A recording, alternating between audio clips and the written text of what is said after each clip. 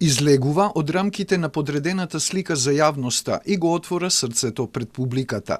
Монодрамата за Джеки Кенеди Оназис Либувие, што премиерно ќе биде изведена вечерва на малата сцена на Драмски театар, низ изведбата на актерката Трајанка Илиева Велик, фрла светлина врз неискажаното од животот на некогашната прва дама на САД, допирајќи универзални женски теми.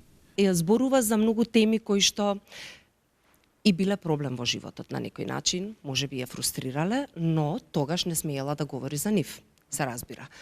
Сега првпат, кога е на крајот од својот животен пат, првпат се осмелува да ги каже тие работи. Джеки зборува низ сеќавања и преку исповеди за политичките случувања, но и за интимни нешта од заедничкиот живот со Џон Кенеди. Действието е пласирано низ драмска и игра со кукла, која повремено се доизразува со употреба на микрофон.